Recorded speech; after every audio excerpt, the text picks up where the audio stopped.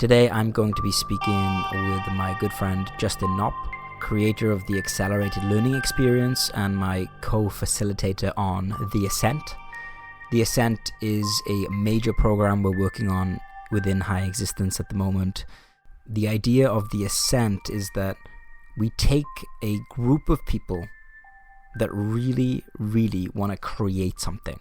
They've had enough of just spinning their wheels with self-improvement, enough of just reading more and more books on habit formation and productivity, and realize that now is the time they want to actually create something.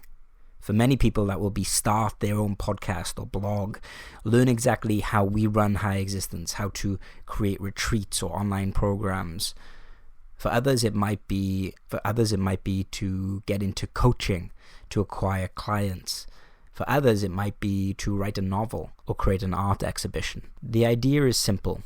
Many of us have dreams, but most of us don't do anything about them. We're in this constant state of productive procrastination, waiting around, doing all of these seemingly important things without actually doing the thing that will actually get us the life that we really want.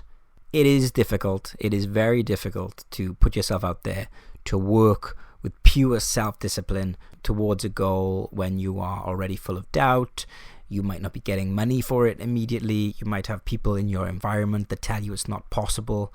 And there are just so many reasons why you wouldn't take yourself seriously and do this thing that you know you can do, but you keep telling yourself you'll just do later.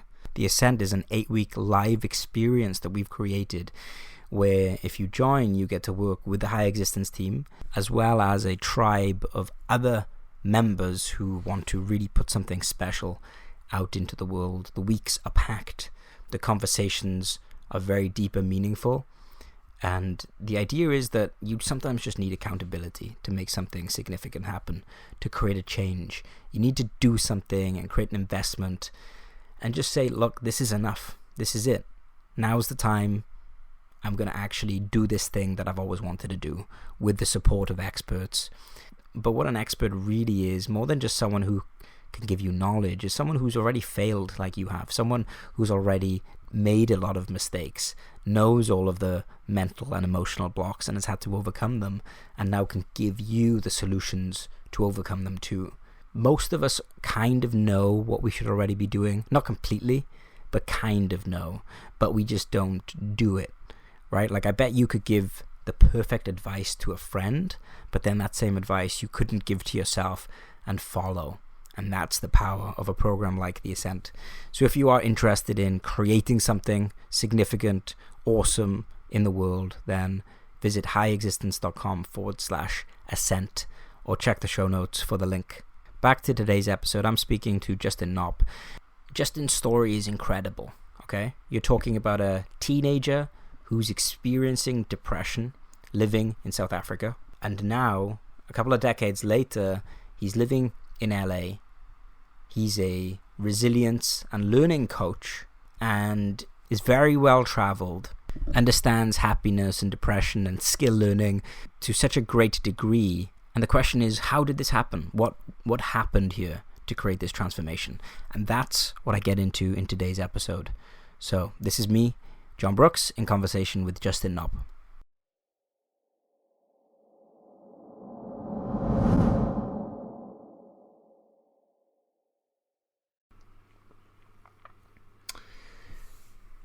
Okay, Justin Nopp, we meet again. Hey. I'm really glad to be speaking to you again. We've done quite a lot of work together since our first podcast, The Strategies of Super Learners. Since then, we've done an entire course with you. You led the Accelerated Learning Experience with High Existence. That was amazing, really powerful stuff. And we've done an interview as well, which I'll link to below, on reading strategies. Another one that people love who've watched. But now I would like to dive into something else, a slightly different topic. And that topic is, very simply, where did it all begin? Because I look at a guy who's quite an interesting character. Like you have an expertise on so many different areas. Like whenever I come to you, I feel like you have a revised answer. You have a revised piece of advice, like you've already thought about it. Your areas of expertise, at least from my perspective, things like all facets of learning, martial arts, like different types of languages. You've done a lot of traveling, biohacking, fitness, well-being is another huge one, and just like so many more. So can you just take me back to the start, like the earliest memory you have, maybe in your childhood, of like, how did this person get created? First, I'm just going to say what an awesome introduction that is. And for anyone who's never heard anything that I've done before, that like I must sound like alien almost. So, Yes. like yes, but I still when I poop, it's not pleasant. So just like everyone else. So let me just say that to begin with, and just kind of like remove any pedestal or soapbox, and just remember that if you're listening to this, you're just listening to another human being who just spent time kind of figuring a few things out. That's all. But yeah, where did all? Where do you want to start? That's the big question. Where's the beginning of the abstract stuff? Location, like it's all up for grabs. Yeah, so just building on that point there, I think that one of the things I love about biographies, and one of the things I want to dive into with you now, is I think by the time people are finished listening to this conversation, you will seem very human, because you're going to explain how you did things. You're going to show the process, because that's all it is a process that you went through that somebody else might not have gone through. So that's one of the things I'm really curious to dig into. So where did you grow up? And what was, your earliest experiences with education and school like for you? How was that? Okay. Yeah. So I come from a small town in South Africa, near on the outskirts of Johannesburg, called Benoni. And Charlize Theron, the famous actress, she's from just outside that town as well. Who else is famous from there? There's the Princess of Monaco, Charlene Wittstock. She's also a famous kind of like person out of there. Um, but the main thing is that it was a pretty small town, and you know, typical names get around. But for me, just growing up, my dad was a dance teacher. So he used to teach classical ballet, a method called Cecchetti. There's three schools of ballet in the world, really. There's the Russian, there's the English, and then there's the Italian. Those are like the big three. And he used to teach the Italian because it was incredibly specific and precise. And then he branched off into other styles. But that just meant that I was raised in an environment that was incredibly artistic. It was a perfectionist environment as well. And it was an environment where I was exposed to a lot of cultural kind of things. So when it came to education, I still have one of my first memories was the first time that I was expected to do a project in school. You kind of like start school when you're a kid, and it's just going to school and learning to read and write and play and all this kind of stuff. It's fun. And at a certain point in time, you start getting homework. At a certain point in time, like it starts to get serious. There are projects, there are assignments, etc. The first assignment that I had to do was on Hawaii. And everything that I had known meant that, everything that I had been exposed to was a project was basically a performance. So we had all the props, we had drums, we had, like access to my dad's like entire wardrobe from all these previous shows, things like that, everything. And a group of us just got together, we played a song and we danced around. That's it. We like practiced our moves, all this kind of stuff, and we danced because it was like in the theme of Hawaii. And I remember my teacher basically coming at this from this point of view of you guys failed because you didn't do what I told you to do. And for a 10-year-old to kind of like put that all together, I was 9 at the time. Like I couldn't comprehend how this was a fail. Like look at the efforts that we've put in, and consider my context. Like how is this a fail? And I think from there it was, holy crap, I need to listen. What do these people want? and going along those roads of learning very, very much that everything that I knew in my life was actually rearranged in the education system completely differently. People don't value performance. People value facts and figures. And when you think about it today, like, well, that's what Google's for. Oh, you just want me to learn this fact and figure so I can just repeat it for you? So I can prove to you that I know it by heart, even if I don't understand anything. So I'm not saying that the performance way is the most important way or better than that, but there is definitely something that influenced me in that. And so, getting to the age of 15 and realizing that while I was smart and everybody telling me, oh, Justin, you're so smart, you naturally do well, I actually didn't know how to study. I didn't know how to take anything out of the classroom. And even then, my failures in the classroom, no teacher could help me fill in the blanks, could help me kind of like shore up my weaknesses. In a Brazilian jiu-jitsu game, you're just like, you're monitoring yourself and you're like, what are my weaknesses and how can I shore this up? But when it comes to like learning and when you're a kid, teachers don't really help you with this, at least not in like a tiny school on the outskirts of a big city in South Africa. And from what I've seen in my experience with international students from, well over 70 different countries for over 15 years, no one has had the experience of their teachers actually helping them with their weaknesses, bringing up their weaknesses, shoring up their strengths and teaching them, proper strategies of how to learn, because teachers just can't do that. They're not educated in those ways. It's not what teaching is in high school. We can jump off in many different directions from that, but since you just brought it up, what would be an example of weaknesses or strengths? So say that I want to help someone who's in school. How do I even categorize weaknesses and strengths from to a pupil? Well, there's two ways to do it, and really it comes down to the philosophy of like, what do you think about strengths and weaknesses, right? So there's a very beautiful video that I remember from YouTube called "The Weakness of Strength," and it's a philosophical idea where, like if you're strong in one area, it means you're going to be weak because of that strength in another area. So if I'm detail focused in work, that's great, but in my relationship at home, that's a terrible, terrible thing, because you're going to be nitpicking everything. You need to be able to let some stuff go in this context, but in this other context, don't let it go. Be a perfectionist. So being able to have this kind of like agility of your own personal skills is important. And just on that point, when you're talking about strengths and weaknesses, in school, the entire goal is to get these people through the education system. We can talk about like, overhauling the education system in another point, and what's the strengths and weaknesses of the education system. But if I'm a teacher and I've got 13 kids in my class, and I know it's not 30, it's 13, it's more like 30 minimum per classroom, I've got to now handle all these kids, and I've got to make sure that all these kids are able to pass. And so their weaknesses are going to be coming up with the stages of learning. Like number one is, did I communicate myself correctly? Did these people, receive this information?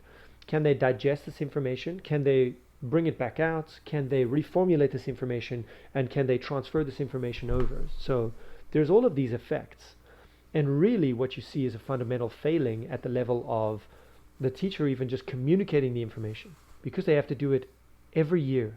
They tend to go to an automatic process of, oh, okay, well, this year I'm presenting Macbeth the same as last year, so I'll just do my Macbeth lesson from last year, because it's, it reduces cognitive load on the teacher. It doesn't mean that they have to rethink everything, And so what happens is they're not necessarily tailoring a lesson to the learners that they've got. And there needs to be an awareness of like, I can't just throw out information and expect it to land. Like, each student is a particular different arrangement configuration. And so the way that you give that information, if you've got 30 kids in class, it's almost impossible to do it in a particular way. But understanding at which point is their particular configuration having difficulty with the information, with reformulating, and with then giving it back. So, and transferring it. And so finding that out, like one of my clients, really social confidence with new information is an issue. And so just being able to put information across in a simple way means that he gets it, and he's able to then come back to the to the discussion in class in a particular way.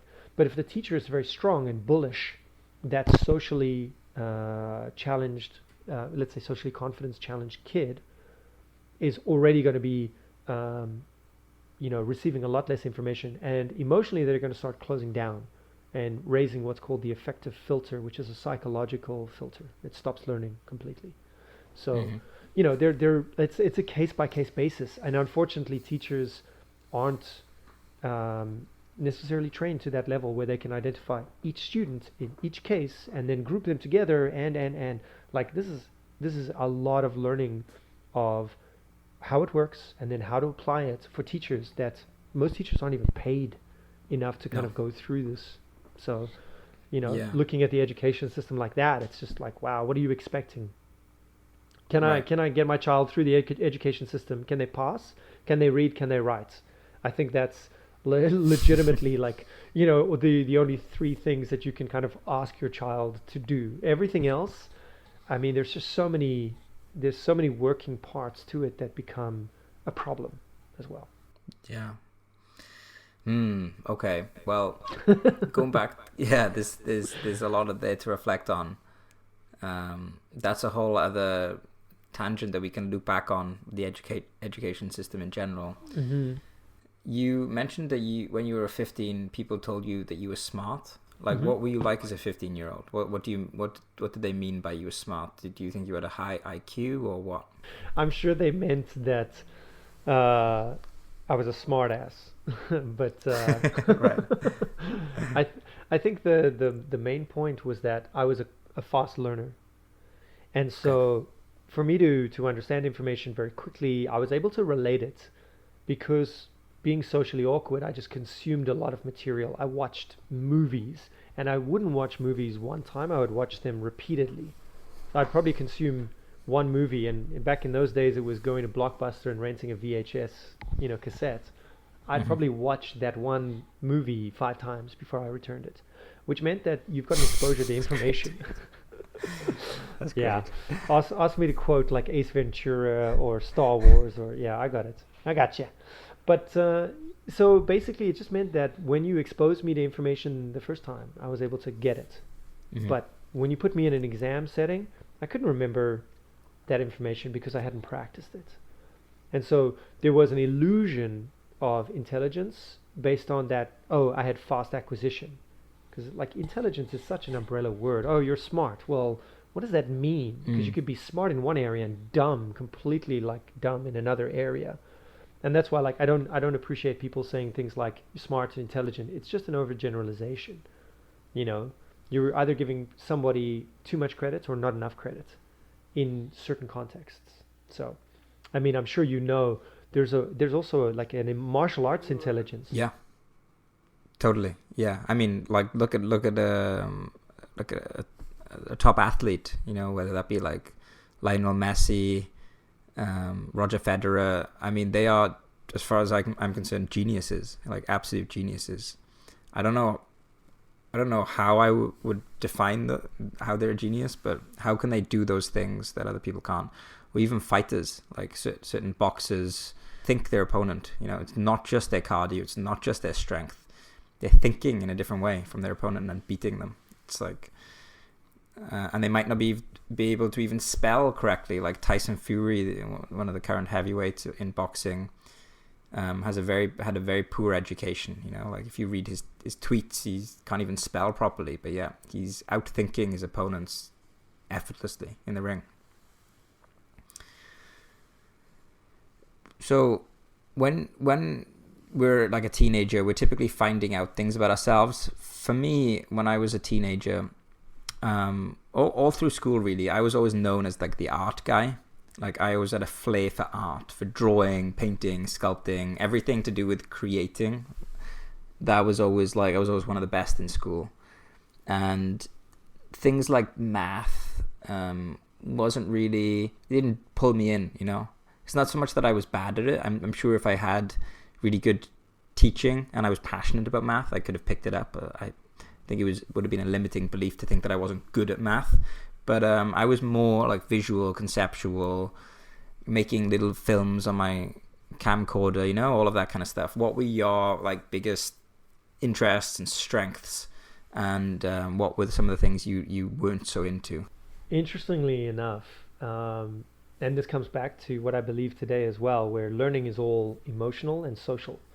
And so the things that I was really good at were the things that the teachers were actually the nicest, the most engaging. And you experience those small victories. So for me, that was biology. In a large part, it was biology. Like in South Africa, the school that where I was, if your standard over the year was over like 80%, you didn't have to write your final exam. They would just give you an automatic 80% as well. So I didn't write biology exams for like the last 3 years of high school because it was naturally something that I enjoyed, because my biology teacher it wasn't that she was fantastic or like an excellent teacher. Personally, I just got on with her very well. She was a very nice person. And so I just, was able to understand a lot of that information. And likewise, the stuff that I failed at, like I failed at science, even though in other years, I loved science. I started to hate science because the teacher was boring, condescending, incredibly rude, and she would always sneak into the back room full of like her materials and go and smoke cigarettes, while she just told the class, go and do this, and then she would hide away, open the door, and there'd be like smoke, and she would stink of, cigarette smoke, and think that nobody knew what she was doing. And like it was, a joke in the school. Everybody knew she was going in there and smoking and leaving you to do whatever the hell you wanted to do. And yeah, the guy that I was next to was also a good friend of mine, and at the time we learned nothing. For 2 years we learned nothing, because every time she went around back to smoke, we just started talking about social life, what are we doing? And so, it comes back down to the personality of the teacher, that it doesn't matter if they're a great teacher or not, they're going to be able to ignite a passion. And so for me, biology was the big one, and yeah, that was it. And I'm curious, there's a clear link there with biology and learning the brain, like biohacking, which is something you're also expert in. So what was like the seeds of the kind of almost obsessive interest in how to improve, how to optimize, how to think clearer, how to create systems to enhance different facets of learning? These, because you're very structured in your approach to things, and I find it hard to believe that I've always thought like that. It seems like something you've contemplated a lot, like systems based approach to thinking. I'll be honest with you. It's more along the evolution of like my history after school. So when I was 20, I left and I went to England and continued the mess of thinking that I was doing during high school and all that kind of stuff. Like my brain was scrambled eggs basically. And at the age of 25, I got a teaching contract in Indonesia, and I went out to Jakarta and I lived there for a year and basically did like a forced type of, solitude, where if I wasn't working, I was in my apartment and I would either consume books or spend time just lying on my back, staring at the ceiling, thinking, writing stuff down, thinking again, writing stuff down. And that time, at the age of 25, after that year in Indonesia, it seemed like my brain just turned on and I was able to think clearer about stuff. And then a few years later, I almost did the same thing. So it was about 4 or 5 years after that, I went to Argentina and I did the same thing, a forced solitude. And really, the difference between the two forced solitudes, the first year I was able to think clearer and I was able to see all the variables that interact in one situation. In the second time when I went to Argentina, I was able to put all of those systems together and see like the greater machine, if you will. And really that's what it's been about seeing those. And then after Argentina, it was about coming into life as it is and seeing, oh, okay, well, these people are learning this. Well, how does that work in terms of, number one, how I understand this machine and how does it fit into the greater machine? And so I would say that those 2 periods of my life were largely influential in terms of how I think. And the Argentina, I think I was about 32, 33 at the time. So and then not I think it was 2016 is when the next evolution in terms of my thinking jumped, where I added emotional thinking into how I thought. Where before 2016, I would say that emotions clouded thought. Mm-hmm. Now, emotions are part of thoughts, and how to use it as fuel for thought rather than a distraction of thoughts. And so that integration has made me someone who's a lot happier with life, where I'm just, there's no problem for me to kind of like integrate a lot of these things and emotionally feel them and kind of like, it's emotions are kind of like sauce on top of food now. And it tastes better. It's much more enjoyable. And even something that tastes a little bit bland can be flavored up. And so, yeah, I think that this process of learning and organically how it's happened throughout my life has happened in response to things that have sucked. And I think that that's an important point to say, is that it's been spontaneous. It hasn't been something that I've tried to kind of do. I just knew that I wanted to come into it with the intention of cleaning up my thinking, because that's where I was experiencing the biggest problems. I was manically depressive since I was a kid, hyperactive as a kid, huge long bouts of depression as a kid because of overthinking a situation, escaping into fantasy, escaping into knowledge, into information. And then, so my journey has really been about how do I integrate my entire life, my entire being with thought, knowledge, emotion, and experience all together. And yeah, that's a big answer for your question. So tangents galore. I have a 2-part question coming up from that that I want to dig into a bit more. So the first one is, a lot of people listening to this might be thinking, what do you mean you just decided to add emotion into your thinking in 2016? That's quite an unusual statement, because most people are just like, what do you mean just add emotion to my thinking, right?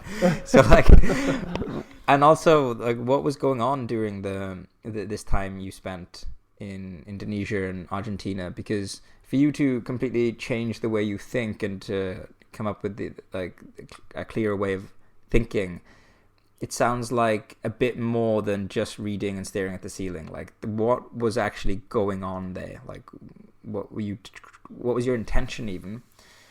And then I want to also circle back and just, you can answer this however you like. What do you think was the source of depression for you when you were younger? Was overthinking? Yeah, but what was the source of overthinking? I'm just curious if you've identified that now. Sure. Well, let's work chronologically. Let's move from young and then Indonesia, Argentina, and then 2016. And so just moving chronologically will help us kind of like see the evolution.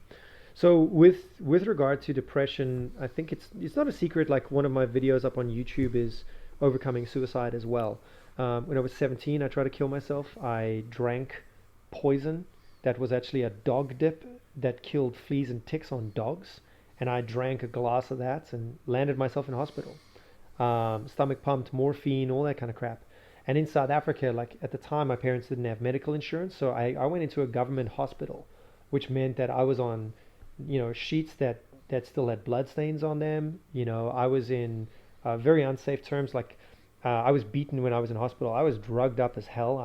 I remember it as a dream, but like, there was a guy who attacked me with a walking stick, and he broke the stick on me because he hit me so hard. So there's all kinds of stuff that come into this. But I'm happy to talk about this kind of stuff because everybody feels it. Mm-hmm. Whether or not people act on it or not, people are depressed. People get depressed. As a kid, where does depression come from? A lot of people think, oh, there's a one trauma point in your life. Meanwhile, trauma is much like a Frankenstein's monster. You know, you get a finger here, a wrist there, a forearm there, you know, an upper arm there, and you kind of stitch it all together, and you've got like something that can punch you. You're not too sure what the source is, but you know it's multiple sources. So my depression was largely from the same old stuff, like nobody understands me, you know, very emo as a kid, out culture, etc. And I think a lot of that came from the perception, the expectations of the world. Now, if you look at the standard kind of thing of like a teenager has to be this and that, or you know what you think as a teenager, I need to be good looking, or I need to be this if I want to be part of the group. In South Africa, that gets limited a hell of a lot, where if you want to be part of a group, you need these clothes, and you've got like two options. You can be part of the surfer crowd or the skater crowd at the time in the 90s. You're either wearing Osiris or you're not accepted. Your shoes are crap if you're not wearing Osiris. Wow. You know, or it's if we're going out, you're wearing new rock, you know, and that's it. And so like for someone who can't afford those kind of shoes, that became a big issue. And so just because I couldn't afford them or whatever, I couldn't look like my friends, it became a huge problem for me because of the people that I was trying to be and whatever. And I'm sure the story is the same as everyone else's. We want to be accepted by a group, we want to get the girl. Things aren't aligned in our minds as they are in reality. And so the trip to Indonesia was largely about understanding reality and how can I align that in my mind, and finding a balance between the stimulus that's coming in and understanding why people behave the way they behave. Why am I behaving the way I behave? And investigating a lot of reasoning in Indonesia was really what was coming out of that. And it was this idea of trying to find a way out of the mess of reality, shall I say, where, you know, like when I was a kid, 17, drank poison. When I was 20, I stole a scalpel from my uncle's veterinary clinic, and I went to a park and spent 3 hours cutting my own throat open, trying to get to that major artery in the throat, because research that I had read said that if you cut that, you'll bleed out in 20 seconds. And so I've got a big scar on my neck as a result of it. And I don't shy away from these conversations either, because after that I went into therapy, and the therapy was one of the best things that I ever did with my, you know, like my young life, where, you know, being able to talk and be acknowledged for being angry, and not being told that that's wrong, you know, being accepted, like you're angry, you're very angry. Yes, I am. Do you want to be angry? No, I don't, but I'm still angry. I'm about to explode. Okay, well, find a way to kind of mitigate that anger now, and then deal with it also by finding a way to not be angry at the world and all that kind of stuff. Like the therapy was the most valuable thing for me, because it was more learning about me. And so when I went to Indonesia, it was more learning about me, how I respond, what do I think, because I wanted to be a spiritual guru. And eventually at the end of Indonesia, I went there to go and find like a spiritual master, a kung fu kind of like chi bending energy master. And I found a guy who was fantastic, who could do all this kind of crap as well. But the end of it was a result of, I'm a master, I'm not a student, which means that anyone giving me their education, I'm still going to reformulate it anyway into what's good for me. And most people are like that. Most people are not going to structure things the way that you structure them. So Indonesia, for me, the end of it was helping people in a spiritual way is important, but most people aren't investigating spirituality like woo-woo, like what are the metaphysics of death, but rather, how can I just enjoy my life more? How can I make my life mean more? And then, based on that, when I went to Argentina, it then formulated itself in like, why are people being capitalist? Why aren't people giving their money to charities? Why do we have starving people around the world? And understanding those kind of mechanisms, which are, you know, things that people need to answer. I was in a discussion last night with a friend of mine he's a young guy, he's like 19, he's in India, and he's like, veganism is the only way forward. And I was like, absolutely not my opinion, but I didn't want to push him and say you're wrong because, but rather I said, well, why do you think that? Why are you saying that? What's your rationale behind that thought? Like, I'm curious. And he's like, well, because the way that farming is going on in India is the industrial farming, which damages the earth. It damages the actual meat of the cow is then full of toxicants and all that kind of stuff. And if you're eating that, you're doing tons of damage to your body. So just don't do that. Just don't eat meat. And like, that's a huge kind of conclusion to come to off that very small kind of linear logic rationale. Mm-hmm. So, like, you have to get to a point where you can accept things, you understand the nuances of things, and that's what Argentina was for me. And so, yeah, integrating all of these things, it's very logic based. In 2015, my dad passed away, and that hit me quite hard. And it only really 6 to 9 months later did I grieve for my dad. That I, like, my emotions kind of like opened up enough for me to like really miss him and start crying, and my heart to start healing. That process only started 9 months after he died, because I was busy with the like, okay, I need to get the death certificate. Okay, I need to figure out insurance. Okay, I need to set my mom up. I need to be able to operate something. And so I read a Vice news article, and this is the answer to your final question of what happened there.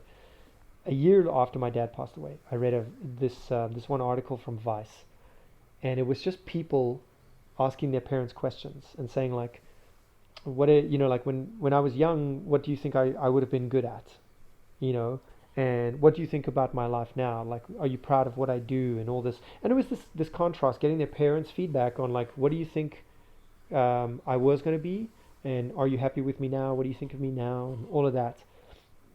Super interesting. But of course, some parents were like, so what do you think of my life now? And the parents' response was like, shut up, why are you asking me these stupid questions? It was such an interesting article to read. But I thought, you know what, that's interesting. Let me ask my mom this. And my mom is such a loving person. She sings in the morning to the animals. When we were, teenagers growing up, she would always wake up at 6 o'clock, put on the kettle for a cup of tea or a cup of coffee. She's British, by the way, from Manchester. So a cup of tea it was. And nice. all the animals would follow her to the kitchen, and she would sing nursery rhymes to them in the morning. So this is the type of person my mom is.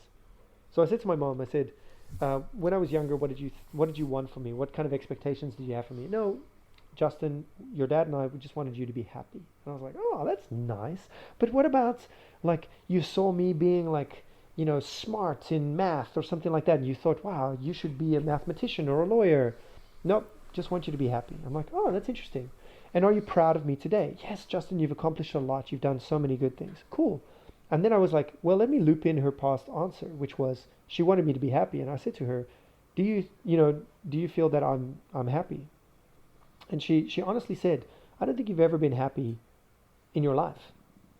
And that was like a bucket of cold water on my head, because and a lot of people were like, whoa, that's so, I don't know, like, I've gotten different responses when I've told people this, and I'm like, why are you surprised that someone would be honest about this kind of thing, where it's like, yeah, this is true, like, my mom said that. She absolutely didn't think that I've been happy. And I was like, wow, she's right. I don't think I've ever been happy. I don't think I've ever woken up and been like, you know what, today is just awesome, just because I'm going to wake up now, And 2016 is the acknowledgement, the integration of emotion needs to happen into thought and rationality. And you can't get around it. And looping in people is one of the easiest and fastest ways to do that as well. So that's the long, cycle of answering depression, suicide, coming into purposes in Indonesia, Argentina, coming back to 2016 and what was happening there. So I hope it wasn't too long, John. No, never. It's just, I think each of those segments deserves a podcast in on its own.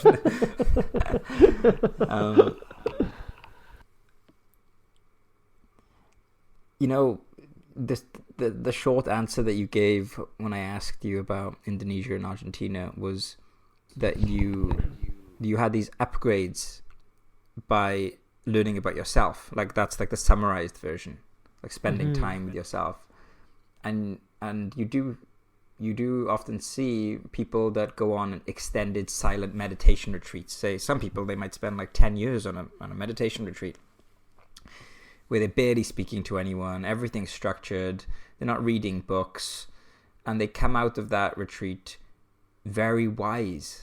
It's like, how could that happen? You know, how could someone who's not reading all these up-to-date articles, who's basically spending 10 years in silence, come out of a retreat being much more wise? It's because they're learning about themselves. You know, and I think that you can become the opposite of wise if you don't learn about yourself and you just outsource everything to other people, and you have no like reflection, like, you know, what do I think about this? Where do I, you know, how would I like to structure my own perceptions? What do you think about that? Yeah, I hear you. And it's also something where you have to answer bigger questions about yourself as well. Like, why does my opinion matter? You know, who does my opinion matter to? And like, why do I get upset if my opinion doesn't matter? You know, like, there's a lot to learning and to growing, developing yourself. That's got to do with an acknowledgement of what is. And an acknowledgement of what is starts with a tracking or a measurement of what is. So one of my favorite stories, because I used to be a Buddhist, I had a friend of mine, and his Rinpoche was Geshe Kelsing Gatso Rinpoche. And I love this guy's teachings, so I read his book, and very interesting. And I used to have walks with his student. This guy's name was Kelsang Pao in London.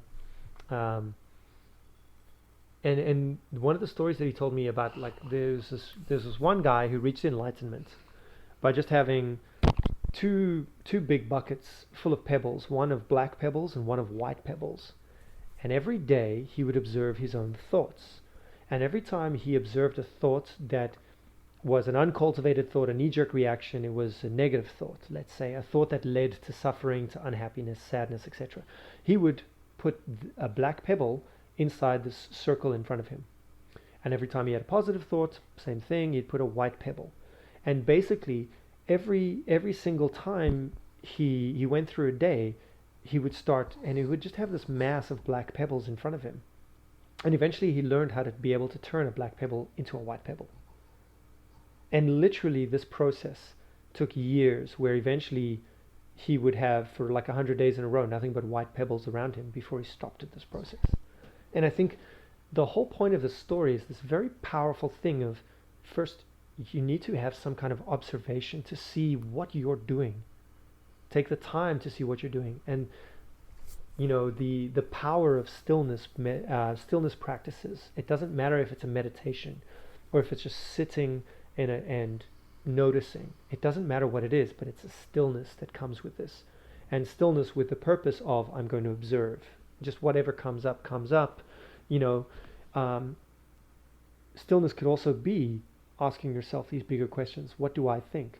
So some of these Buddhist kind of teachings are, go and meditate on the word disease. What is disease for you? You know, like, how do you understand disease? And they're like, meditate on this word. And like, what? It's not a mantra. You can't just repeat disease, you know. And it's quite random, but it's this idea of more like contemplate. So quiet contemplation is a form of stillness as well, where you literally sit and peacefully just ask yourself, what are your feelings on a thing? Or what are your understandings? What do you want your understandings to be? Are your understandings coming up as the black pebbles, or are your understandings coming up as something to be transformed because you'd like them all to be white pebbles as well? And these are very powerful ideas. And so largely, I notice people who have issues with self-esteem. And I say to them, like, why do you have issues? Well, you know, I'm not worthy. Who should listen to me? And just reframing that kind of thing as well in, well, look, you can take this long practice of this as well. But if you just orientate yourself around who should listen to you, well, try and help someone. And a person who asks for your help will gladly listen to you. And so self-esteem isn't really such a big deal if we can shift the perception around self-esteem to be more like, how can I provide value for another person? And you'll see very quickly, can I provide value for you? Yes, great, cool, try this. Oh, it didn't work? Okay, I was wrong on that. Why don't we try this? Oh, okay. And approaching it from that kind of perspective usually can get rid of self-esteem issues. But what I've noticed is that people who are younger than 25, self-esteem comes from, I want to be a worthy member of this group and therefore I want to build myself up, rather than how can I serve the group. I want a unique identity in the group, and that comes in its own way as well. So you'll find people, with self-esteem issues being like, but I'm not the best at X. I want to be the best at X, and until I'm the best at whatever it is, I'm not going to be good enough. And those kind of things need to evolve with time. And I say below 25 because the average age for full development of mental faculties, physical brain development, is more or less ending at 25, at the end of adolescence. The final, at the tail end of puberty, you get the biggest part of your brain for understanding your place and socializing and all that kind of stuff. You can really think clearly after 25, according to the biology. So self-esteem is a big deal. It's a nuanced topic, and there are stages depending on the context as well. But just a simple point of like stillness and being reflective and asking bigger questions, smaller questions, transforming, it's beautiful. And it's definitely one of my practices that I've taken for 15 years, is this kind of stillness practice. One of the things that I'm cultivating right now is I'm taking quite a structured approach with my meditation practice. So when I first started meditating, it was just like, okay, there are some studies on meditation. It does good things. All right, I'm just going to set the timer and meditate.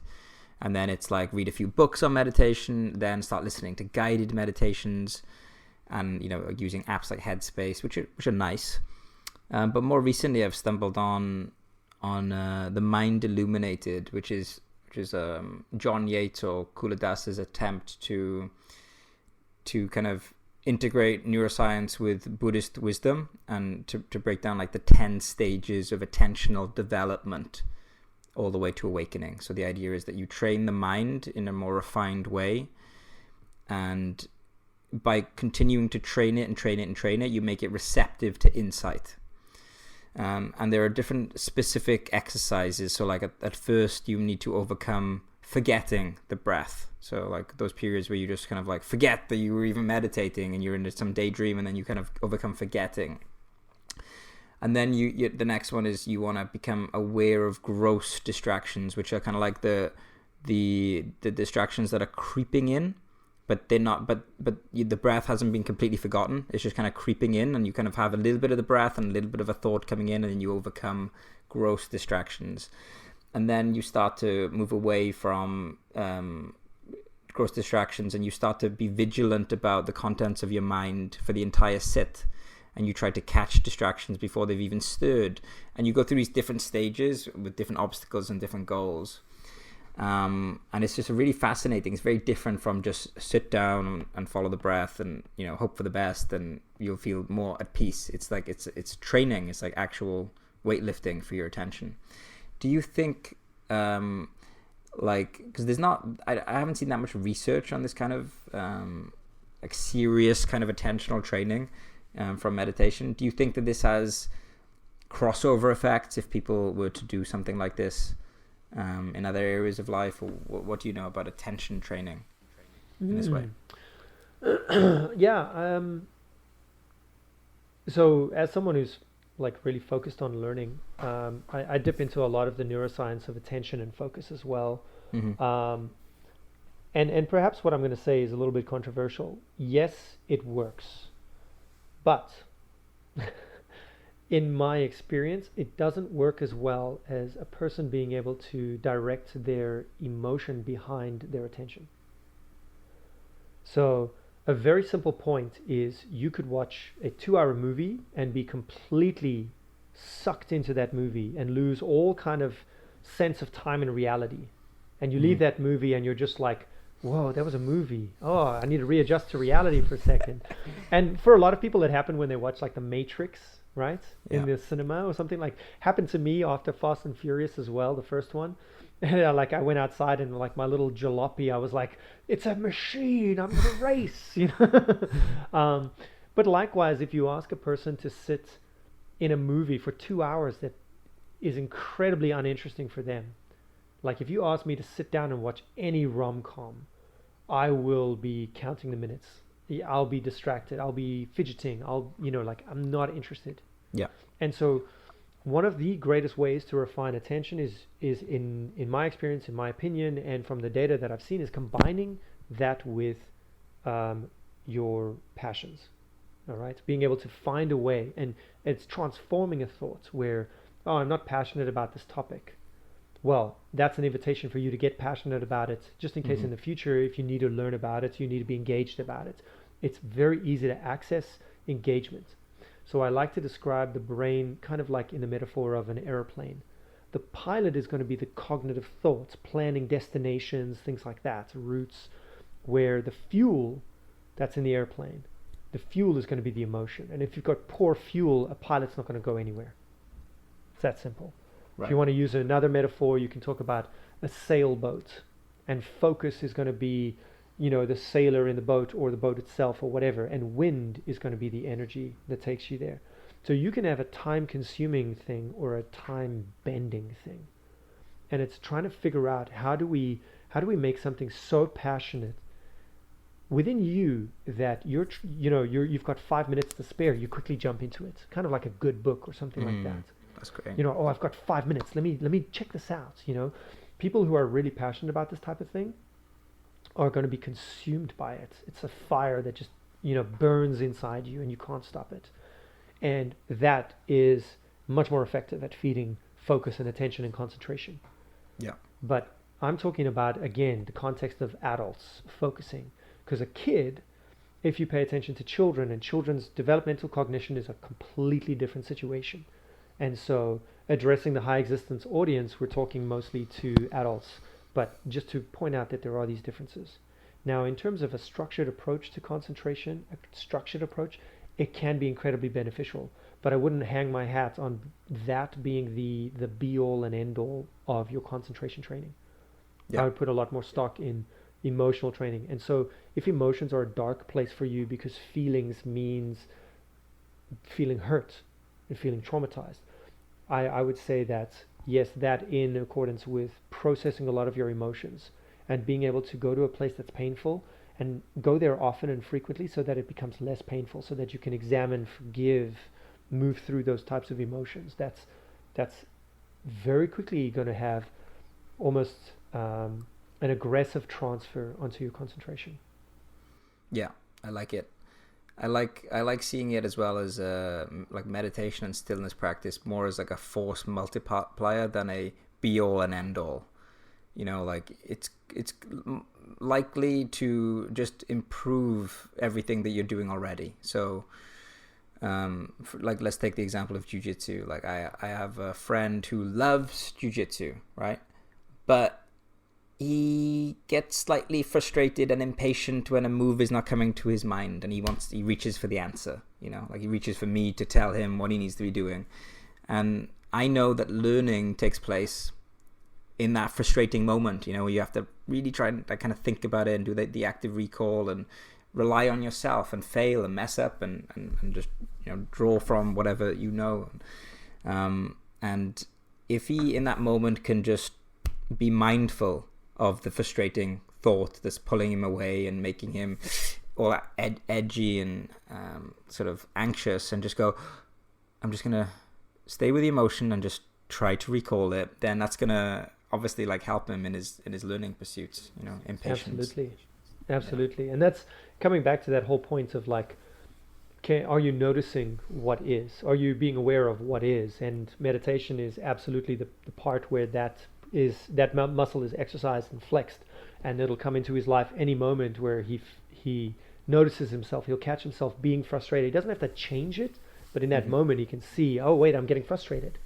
Okay, cool. Well, then the concentration-based meditations can come out as well, or an emotional-based meditation can come out. And so there's all these tools, and you're absolutely right. But I tend to reword, just for the context of the listener, I reword meditation as stillness practice.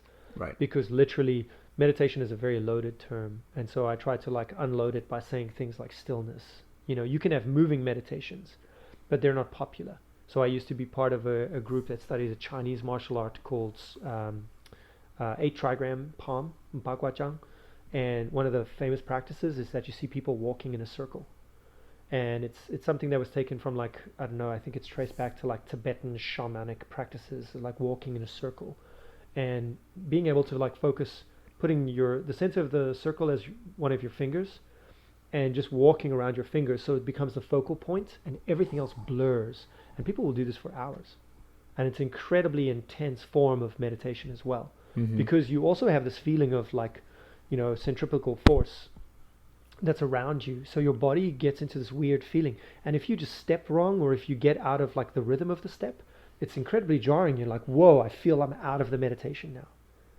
And it takes time to build up to that level of concentration, focus, etc., attention. So instead of just saying a movement practice, I like to say stillness practice, whether it's physical stillness, emotional stillness, mental stillness, whatever it is, it comes in. So, 100% agree with you, John. You're on the money. It is a force multiplier. It is something that definitely raises people's, levels and abilities. And it's personally, it's helped radically in my life, radically. Yeah, you said that you've been incorporating stillness practices for 15 years. Let's just take I'm really curious about this like strange hypothetical situation.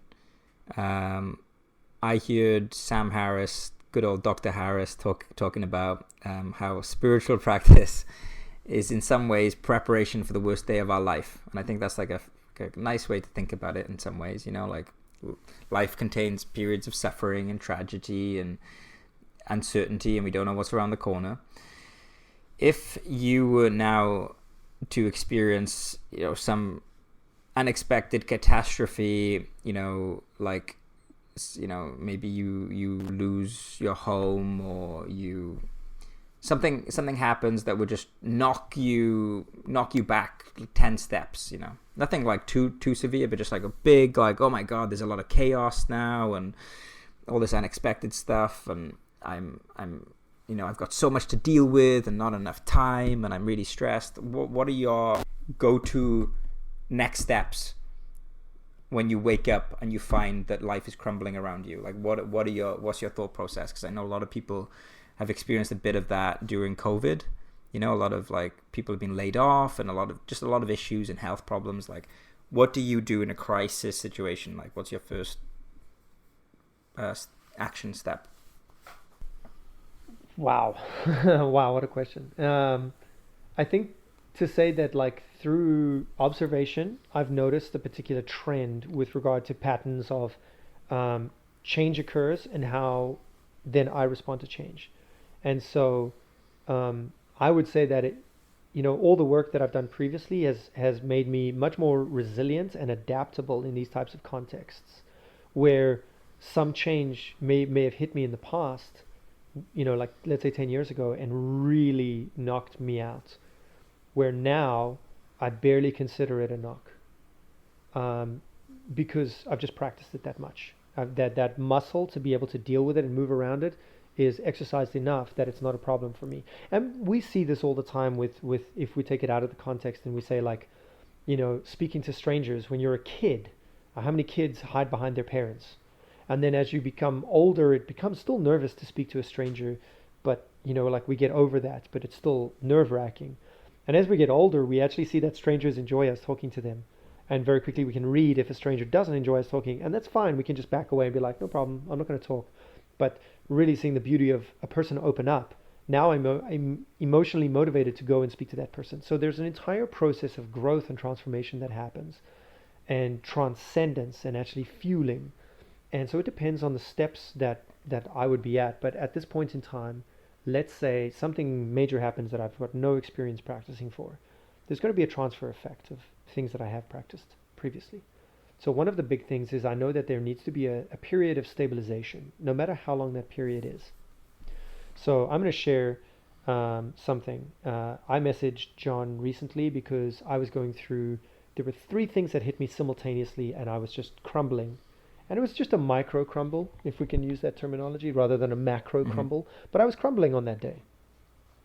And straight away when I crumble, I reduce as many as my obligations, as many as my things as possible, because you crumbling, even a micro crumble, is going to consume a lot of your energy.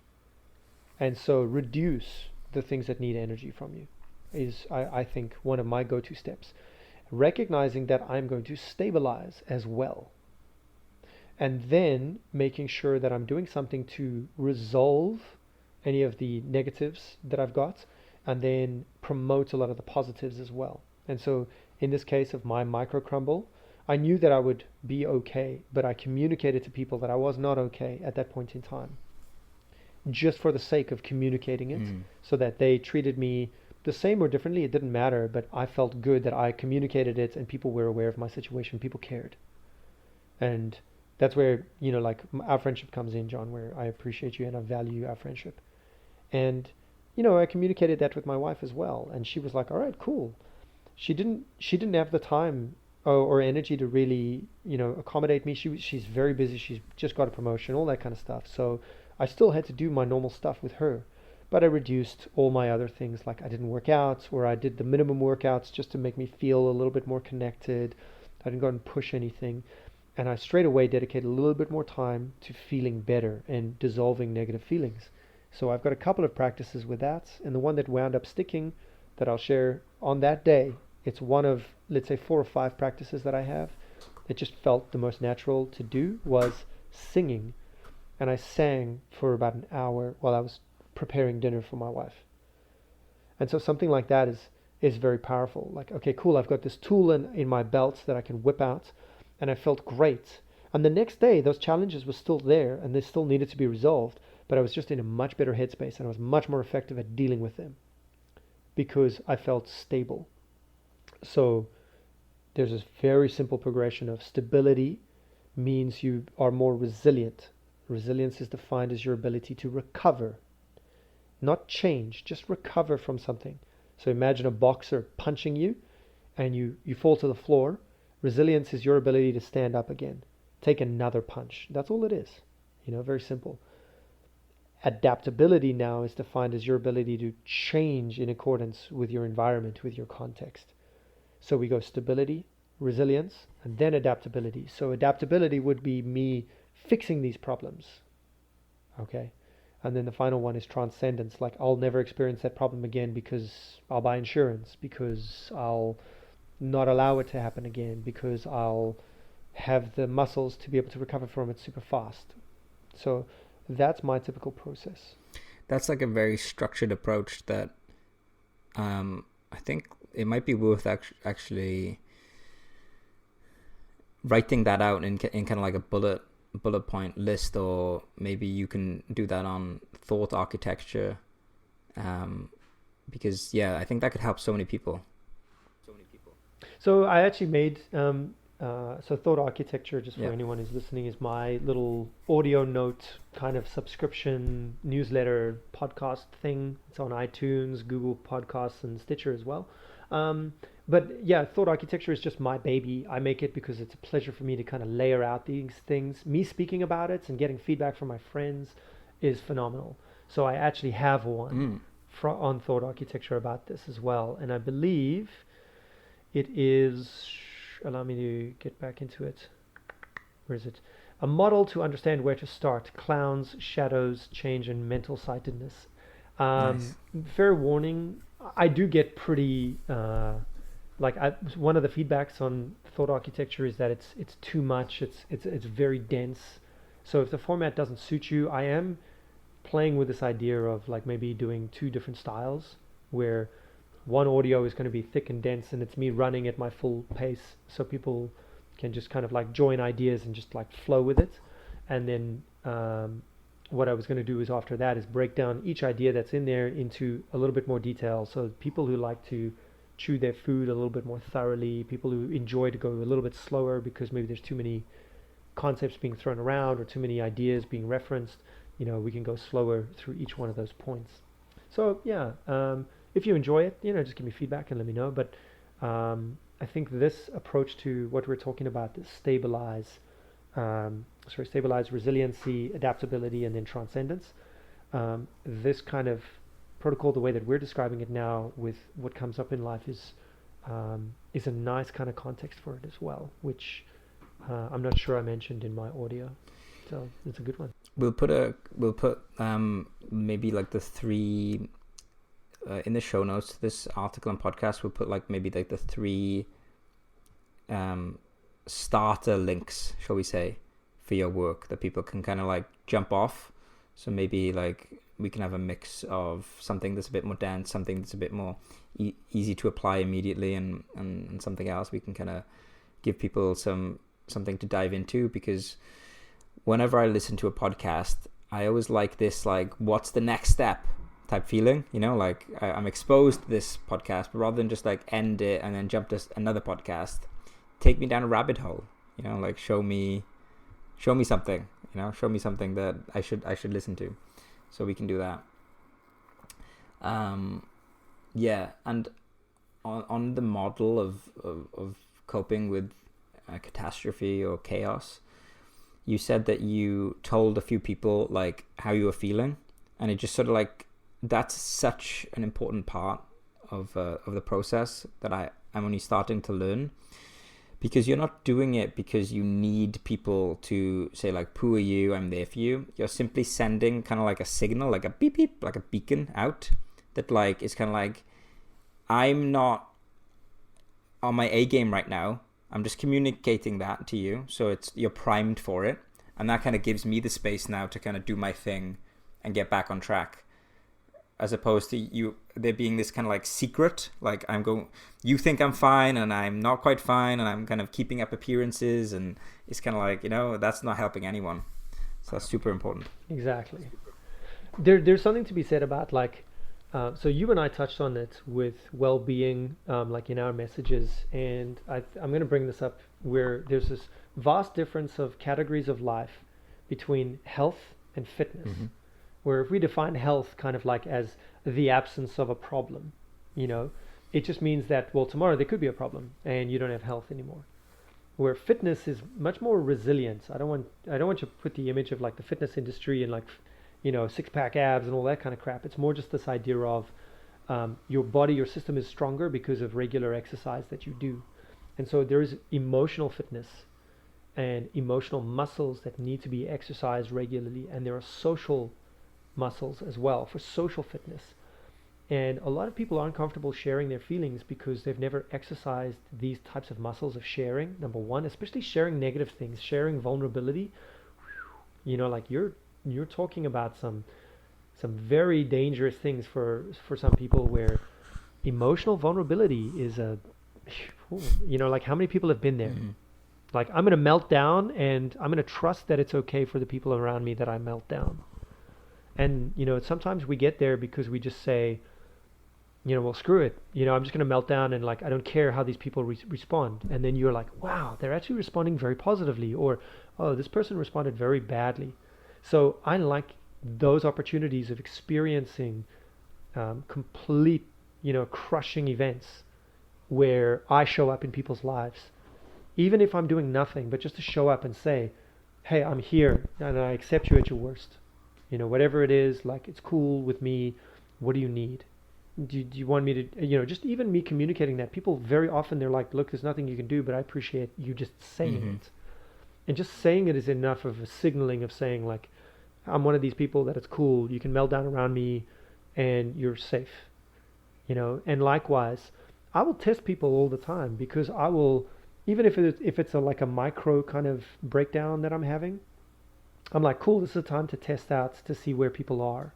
And I've learned that there's some family members that I can't be vulnerable around, because a year later, after a micro kind of like meltdown and share, they will start teasing me about it. And I'm like, that's not a place of safety.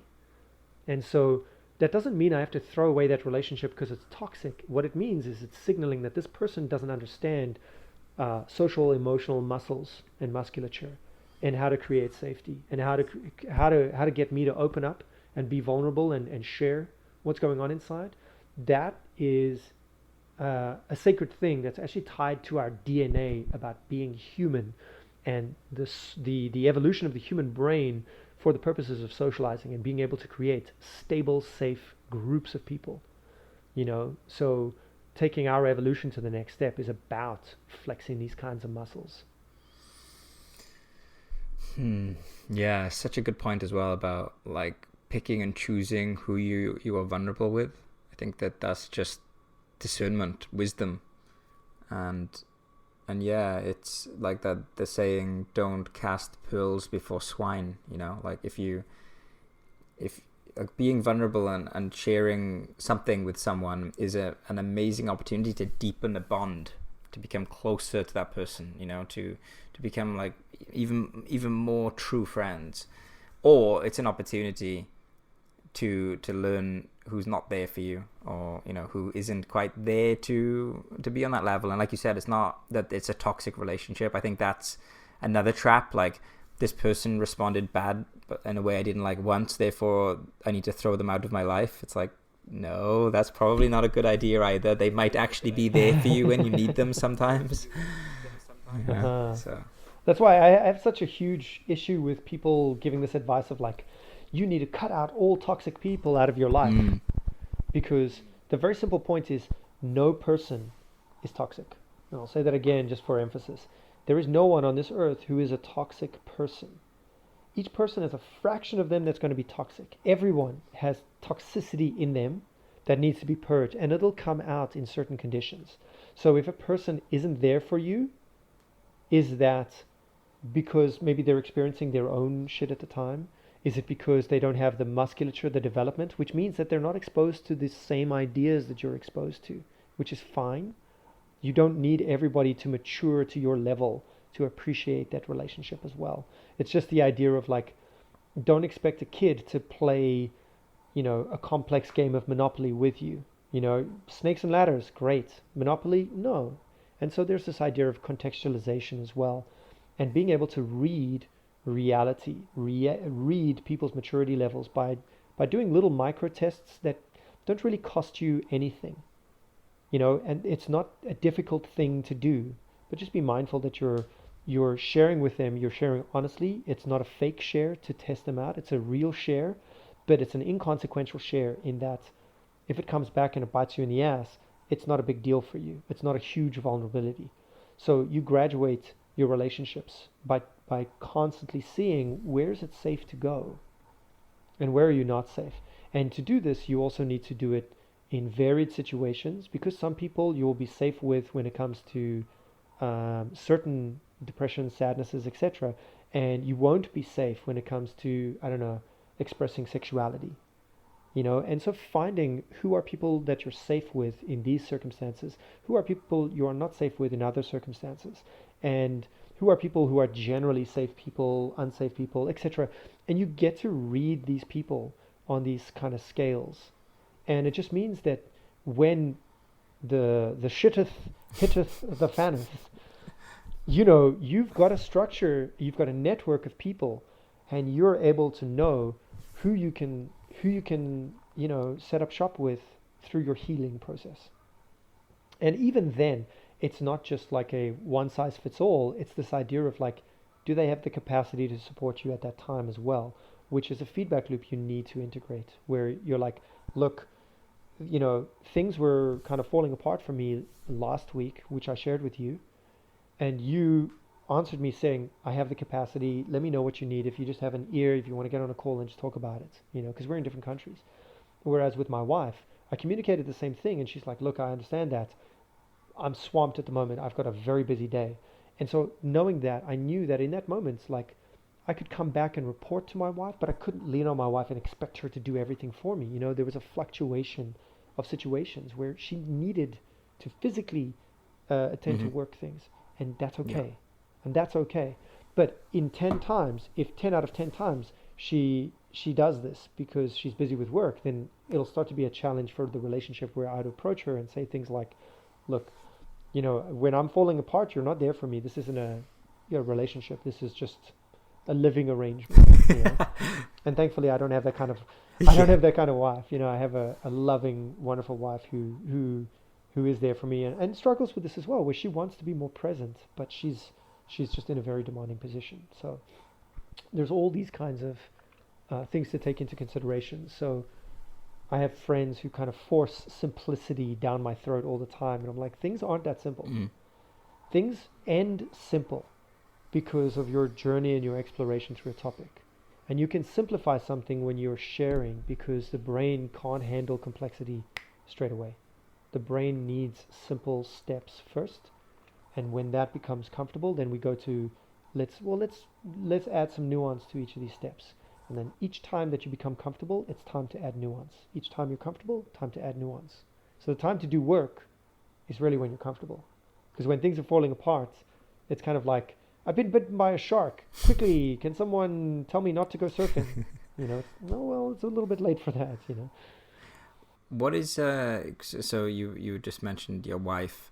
What is what is it like for you now to kind of like meet new people, and like how are your relationships in general, being so kind of like such like a high level abstract structured thinker? Do kind of like certain types of people gravitate towards you as like, oh, that's so cool that you think like that? Do you ever meet people that are like, I can't connect with that, it's too much, it's too deep for me? Or have you just learned to kind of like adapt the message depending on the type of person that you're interacting with? Oof. So until 2016, until I integrated emotion and some of the social skills into who I was, the typical feedback point was, you think too much. You need to turn that down. You need to turn that part down. You're scaring away a lot of people because you can't be like this all the time, Justin. And of course, like, how horrible to hear that kind of crap. Yeah. Where people are saying to you, you know what, you need to be less of who you are right now. You just need to be a little bit less of that. And I was like, part of my French, but like, fuck off. How dare you? How dare you? Anyway, and I had a lot of people say that kind of crap to me. And I just realized that, I was hanging around the wrong kind of people. So I met someone and she said to me, around that time, she was like, you don't want to be around people who tell you to turn parts of yourself down. You want to be around people who, tell you to turn it up. So find people who tell you to turn it up. And then, of course, when I couldn't find people to turn it up, it's like, why? And the weaknesses that came up that were like, number one is, it's very difficult for me to meet people because relating to people is tough. Even when I do meet people, I will consume them in my passions because of how I talk about it and how I structure it. And I wasn't giving them a chance because I didn't think that I needed to connect with people because of my beliefs about who I was. And it comes back down to the brain is primarily social. First, social. Second, emotional. Third, cognitive. And so regressing it down to, okay, well, let me work on social skills first. How do I connect with people? Okay, well, connect with them on their passions. Connect with them on their feelings of vulnerability and weakness. Create a safe space for them. And so flexing those muscles. In 2016, that started to grow. And then after that, it became, okay, focus on the muscles of emotion. What emotions create connection? What emotions create pleasure, joy, etc.? And what kind of actions can you get from that? And so it started to change from social health kind of, and then social illness to social fitness. And then emotional, illness sometimes, health sometimes. It changed over to emotional fitness, where it is very uncommon for me to not have a good day because of the amount of work that I put in to be socially and emotionally fit. And so I'm not saying like, oh, I've got all these friends around me and I'm always smiling and I've got my Lambo. It's more just this idea of I'm stable. I'm stabilized regularly on an average day. Like, things could be falling apart around me and I'm still cool. I'm still okay because of that level of fitness. And then after that, then it became this point of, all right, how much do I like unleash the beast of cognition and being able to talk abstractly with people? And what you actually find is that people can be incredibly abstract and incredibly intelligent if I address them on the topic that they are intelligent on. Mm-hmm. And so talking to, people who are linguists about language acquisition, language learning, language structures, I can run there. But if I talk to them on spiritual matters, they're lost. So, okay, fine. So horses for courses, let me find what's the appropriate context for them. And so it has come with this idea of layering who I am in these contexts. But I think it is because I am an information hoarder.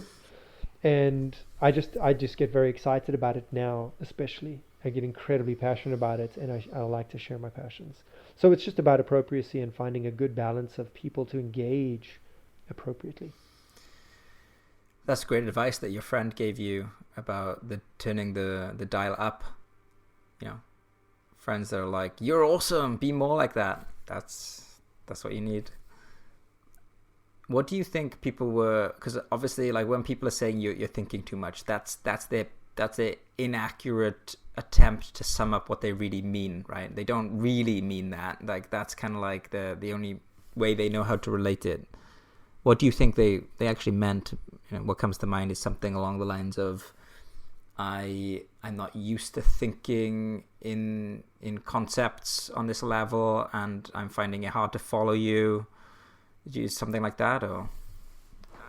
I think the easiest way to understand another person is always take yourself out of the equation, because that person is going to behave in that way accordance with a stimulus, and in this moment I'm providing that stimulus. So it's never about you, it's always about them. You provide a context for them to respond to, but if another person were providing that same energy, it would be very similar. So I take myself out of that context, and that person saying that, and there's an average of people who are saying that, it's because when they experience pain in their lives, it comes from overthinking. So they were trying to be compassionate, and they were compassionate in a way that was just a punch in the gut, which was unintended. They weren't trying to be mean, they were trying to help me. And, like knowing it by seeing that they just didn't want me to experience pain or be frustrated. They wanted to see me happy. And that's an easy way to kind of forgive anyone, really, is to be like, what their intention is to see me happy, yes or no? Yes. For most people, vast majority of people, it is yes. Or their intention is to try to stabilize themselves. And so as a result of them trying to stabilize themselves, they're going to put you down because it helps them to stabilize themselves. So for most people, it was the happiness thing, them trying to project. But you have to acknowledge that in some ways you are not normal. And this occurs to everyone. Like, yes, we're all normal in some ways. And in some ways, we're all exceptional as well. And it could just be in the details that we're different. And so, hearing that kind of thing, what came up for me was them saying, I don't think like you. And overthinking leads me to problematic feelings. Whereas me seeing it, also they're trying to be compassionate. So what were they trying to say about me? I'm expressing a lot of thinking. And at that time as well, I wasn't emotionally balanced because I wasn't looking at emotions. So perhaps what they were also saying was, you need to include emotions. But I don't know. This is me summarizing it in an eloquent kind of like retroactive way. And maybe it was just a simple way of them saying like, you're incredibly frustrated, you need to calm down, something like that. I ask because I've actually had that feedback myself, and yeah, it's quite painful. I had it when I was in Thailand. I went on a few out a few times with some Thai individuals who were very sort of calm, and like awkward silences didn't exist for them. They could just sit there in silence for like 2 minutes and never needed to fill the gap in a conversation. And I was just like thinking and talking, and I always got like, you think too much, and it was like, do I? And then you started to doubt yourself, like, do I actually think too much, or like, what's going on? Is there some issue with me? So let me share a little tangent with you quickly, which is, so I used to prepare students overseas for English exams that would get them into universities. Okay. So Thai students, for example, I also lived in Thailand, so very typical in those kind of places where respect-based cultures will behave in different ways. I actually had a conversation this morning with a French client where he said, how do you know in English if girlfriend is actually a romantic partner or just a friend who happens to be a girl? And I'm like, what does it matter if I just say I was out to lunch with a friend?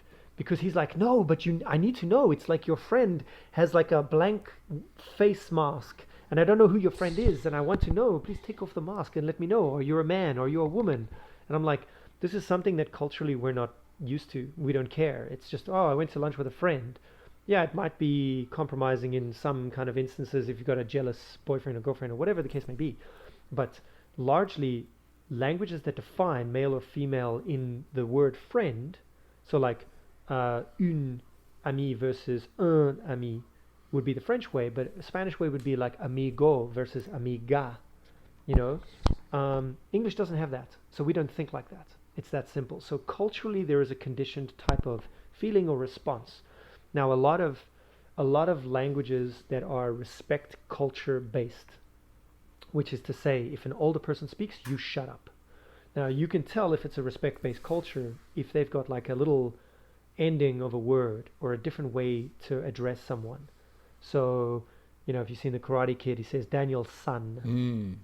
You know, son is a way to address someone, and sama would be the equivalent of that. Now, Korean has got 5 levels like this, where it's someone who's very below you, just below you, on your level, just a little bit above you, or very much above you. Wow.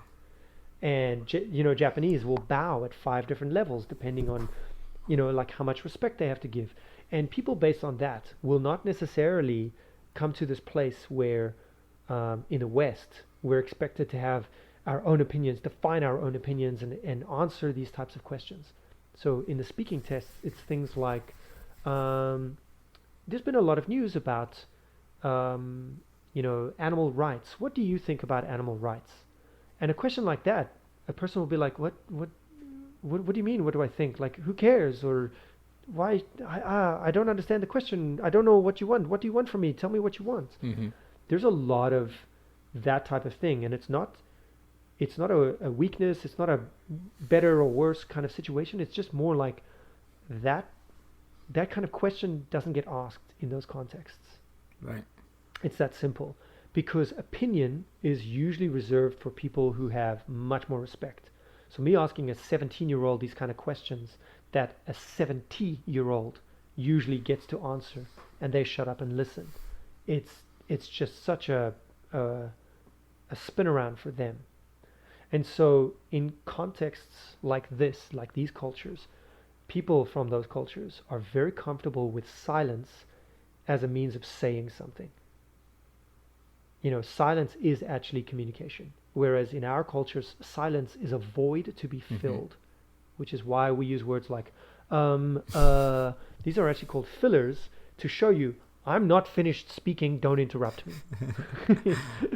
And, you know, in their cultures, yeah, you'll have those fillers as well when they're thinking, but there's far fewer fillers, and they're far more comfortable to just give you the space to finish speaking and not interrupt. Because it's a sign, it's a weapon to say, you have my attention, I'm listening to you. Yeah. So, beautiful thing there, but their message of saying, like, you think too much is also a point of, like, I've never had exposure to a person who thinks the way that you do. So, it's also a beautiful... Yeah, thank you. Yeah, well, I learned a lot from spending time with these other cultures, which I guess is the whole point of traveling, you know. The one thing I did actually pick up was I remember sitting across from someone, from a Thai person, and seeing how kind of unfazed they were by the silence. Like, we were hanging out together and there was just nothing being said, and I was like ticking away, like considerably more neurotic than I am now, younger, and they just seemed so chill, and I just was like, I'd like to be like that more. You know, that's actually freeing, to just not need to fill the silence, not need to be doing anything, and it's just like being, you know. Because I was kind of raised thinking that one word answers is like rude, you know, and things like that. And if someone asks you a question, there needs to be like this whole dialogue in response. And then you meet people that are just like simple and like, yeah, I agree. And then it's just like silence, and it's kind of like challenging and but also liberating to take some of that on. And if I can tie that all back into what we were talking about with like social and emotional fitness, you know, to be able to communicate our character via words is something that you know, like, is a big deal in the West. You know, integrity comes from, do you do what you say you're going to do?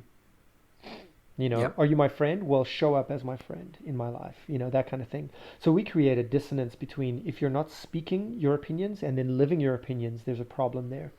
And I think something like this is beautiful because, people like that, where they're very comfortable in silences or one word answers or things like that, you're going to see who they are in their actions as well. And so, there's been a couple of very difficult um, experiences in my life as well, where I've given people benefit of the doubt and seen that actually, wait, you don't do what you say you're going to do for whatever reason, but there's definitely a disconnect between words and actions. And what I notice with, with people that are comfortable with silences, there isn't, because they're very meaningful and purposeful about what they say. And so it's a good thing to kind of like look and observe behaviors and trust behavioral responses over words. Oh, I love you and I'll do anything for you, but, well, then like there's obviously a condition here that I wasn't aware of. So, Right. there's a nuance comes back again. If you're comfortable with this idea, then take it to the next level. What's the nuance there? Just want to switch topics for a moment. I feel like this conversation could go on for forever, and the good thing is there's going to be a round 3, round 4, round 5, round 6. It's going to keep going, and we're going to keep adding. One thing that I know that our listeners love is places to go. Like we have the newsletter Down the Rabbit Hole, which is a newsletter full of curated links. What are you like? Let's just zoom out. Like the last 3 months, what are you enjoying? Like what kind of things are you interested in? Like whether that be in like health, things you're passionate about, things you're experimenting with, people that you're like reading about or reading books from, or any TV shows, anything, music. Just curious, like what's circling around you right now? Ooh, that's a great question.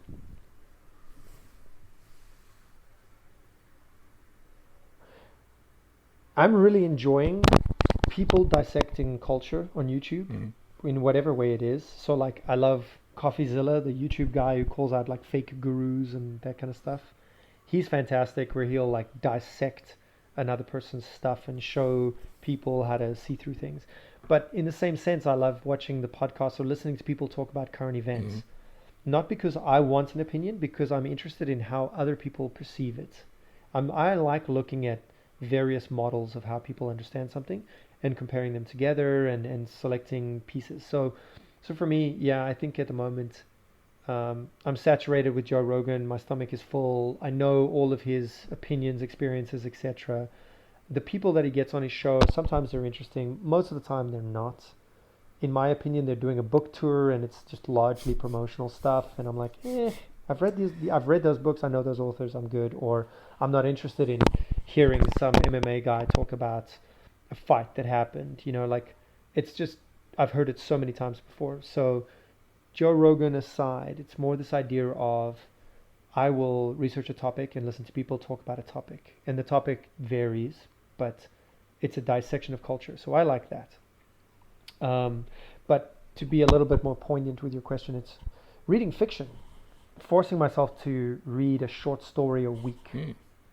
And at the moment, it's Lovecraft is one of my favorite authors, just because that genre of like, existential horror, some kind of like big space monster with tentacles that you'll never understand, that'll squash you like a bug. It's just interesting for me because there's so much like cool cultural stuff. So I'm reading his collection. I've got a collection of his works, and like one of them that I read recently is called The Cats of Ulthar, and it's 3 pages. It's a 3-page story, and it took me no time to go through this. If you're interested, there's actually several YouTube videos that I found of people narrating it with their own pictures, putting like sounds and music behind it. And for some reason, the story is just stuck in my head for the last 2 weeks, about, I don't want to ruin the story, but basically reading fiction and how inspiring fiction can be. And it's got nothing to do with, how do they construct it and whatever. It's just creating a world of wonder. And that story in and of itself is 3 pages long. Like really, how much can you communicate in 3 pages? But that story is stayed with me. And so it's reading small bite-sized chunks of fiction that I've started to really enjoy as well.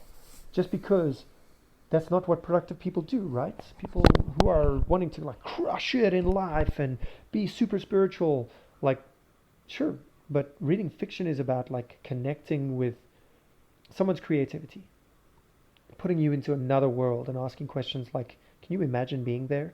And something like that is incredible for the brain as well, because it engages parts of the brain that's got to do with conceptual circumstance. What would I do if?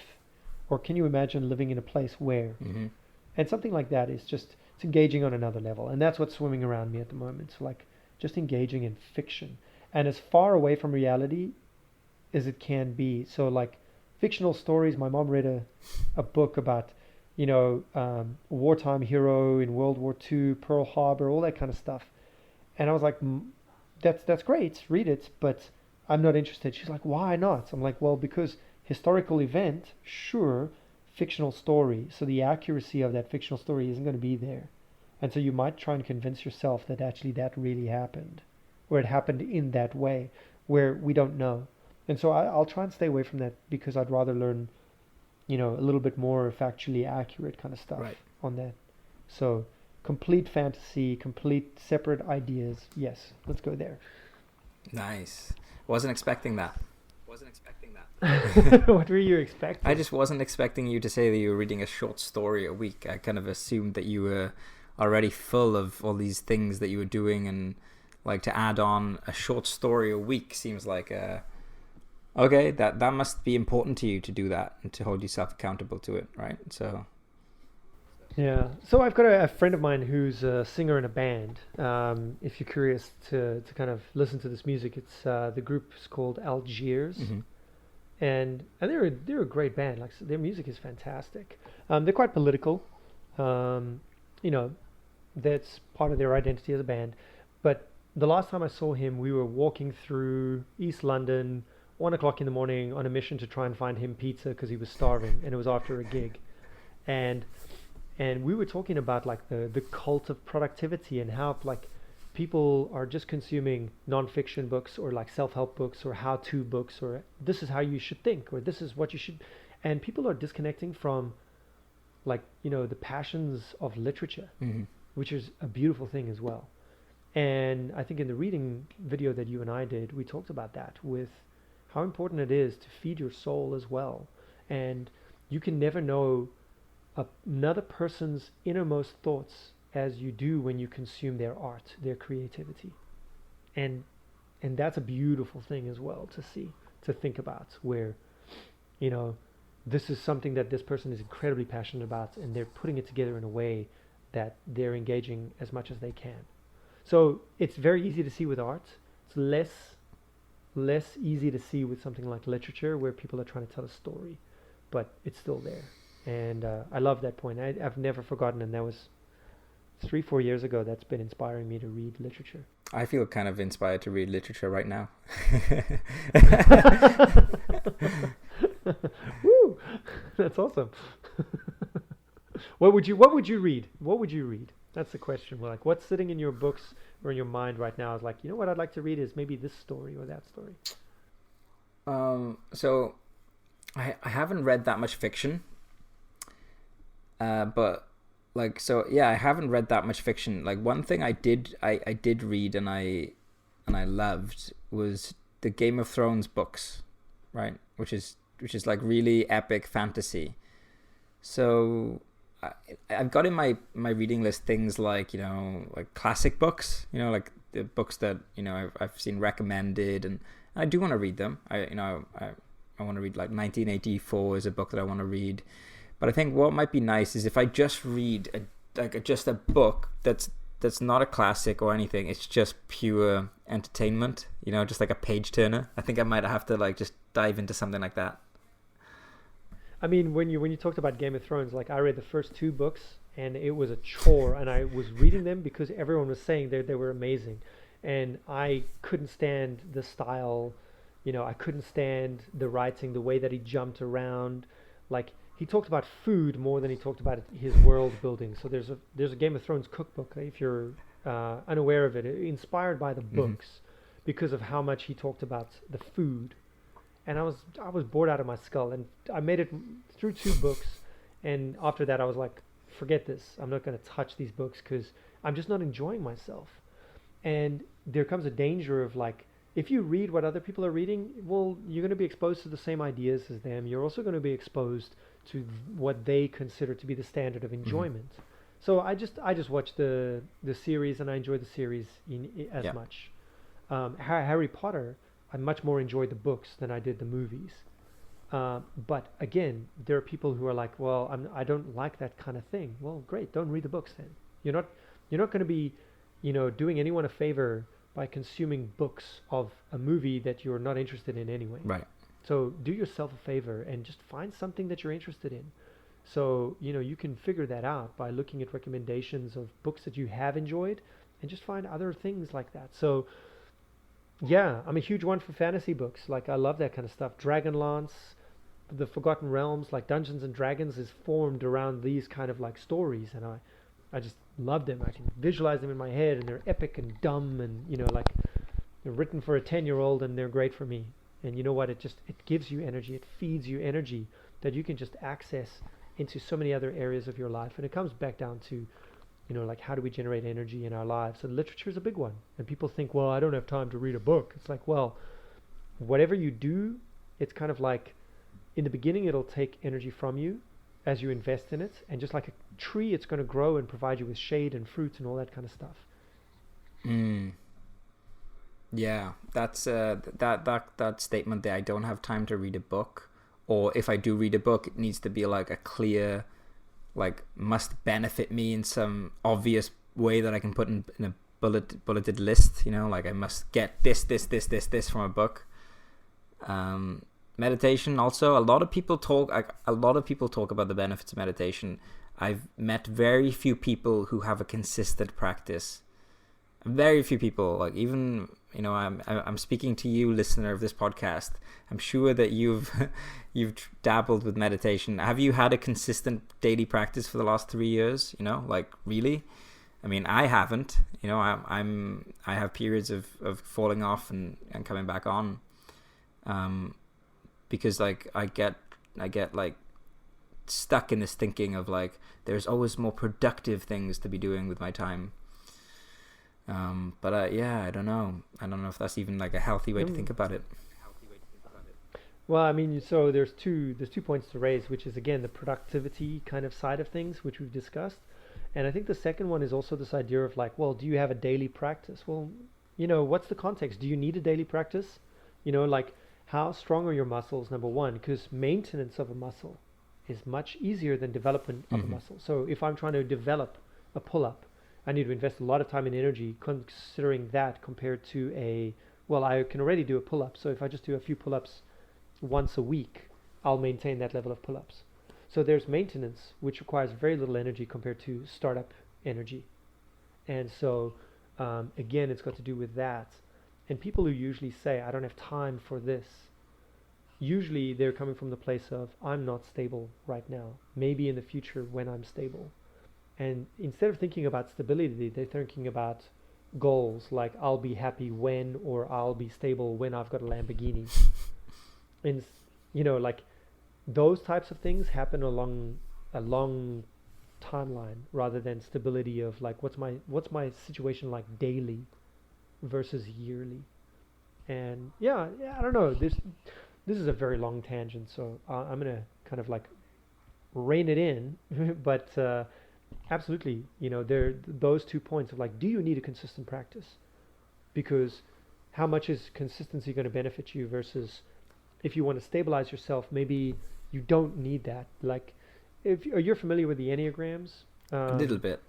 My wife's doing an Enneagram certification course at the moment, and she came to me the one day and she was like, wow, that's so interesting. I'm like, what? It's like, no, the coach was saying that there are some types of people that meditation doesn't actually benefit them as much because they need to get out of their head a lot more than get in their head. There are some people who need more time reflecting, but there are some people who just do that naturally and they need to get out of their head. And she's like, yeah, I totally think that you're one of those people who needs to get out of your head. And I'm like, oh, yeah, I can see that. Definitely the ratio of thinking to action in my life has increased a lot recently, and happiness has also come up a lot more recently. Um, so, there's absolutely something behind that. And to say, like, everybody needs a consistent practice versus, well, have you built these muscles? Are these muscles appropriate for you to build anyway? If you've got jacked legs naturally, genetically, do you need to be doing squats? Mm-hmm. Do you need to have squat practice? So these are questions that are worth asking and maybe exploring as well. But yeah, I'm with you. I'm totally with you. People are very much obsessed about how is this going to benefit me? Show me the benefits now. Right. Yeah. Well, we've been we've covered a lot of ground, like an hour and 40 minutes, and I'm mindful of your time. Can you tell me more about, before we go off on our separate ways, can you tell me more about what you're doing right now in terms of work, your coaching practice, writing, thought architecture, because I wanna loop people in to all of the stuff that you're doing. Yeah, it's very very interesting. I think easiest way to explain it is that I've got like several offerings that I do at the moment, and I sell my time one-to-one. And one of them is I do business English support, which is like I'll help translate legal documents or help people prepare for presentations in English. And so I've got that side of my life. Then I've got another side of my life where I actually help support young learners. That is, like I've got a pair of 6-year-old twins, I've got an 8-year-old, I've got a 12-year-old, I've got a 15-year-old. And as they go through school, the skills that school doesn't develop with them is stuff that I'll come in. Or if they're experiencing an incredible weakness in one area, I'll come in and help them fix that weakness. So for example, like my one client, his Spanish went from a 70% to an 80% in the space of a month of working with me, because we just shored up how he's actually studying, because he never learned how to study a language from his school teacher. He just got given stuff that he needed to remember, and if he didn't remember it, he started failing tests. Mm-hmm. So a 10% increase, that's great. Well, it was a very basic thing to do. And then I've got coaching clients that I work with as well. And a lot of the coaching clients that I work with, they're coming from a place of they are already stable and they want to get more out of what they're doing. They want to be more aware. They want to be able to account for more. So in that way, I think the easiest way to understand it is if you know what schema is, what mental models are. Schema theory is mental models. It's frameworks of understanding how things interact together. And I'll come in and help people upgrade their frameworks, their schema. So that's an easy way to explain what I do with coaching practices there. And this year, for me, is the year of community. And so my goal is to create several communities, create some great offerings as well for people. And yeah, the communities that I'm looking to kind of engage with this year are passionate language learners, like, polyglots, people looking to learn more than one language at a time. Not necessarily go until they're like advanced levels in each of the languages, but to be able to solidify those kind of things and really working on this idea of what value can be provided. And as humans, we are much more social. And in times of COVID and Corona, like we're losing social interaction because, we can turn it off at a click of a button. Or we can climb into ourselves very easily. And I do think the future of the human race is about acknowledging our group identity as well. And so creating communities is what I'm very passionate about this year.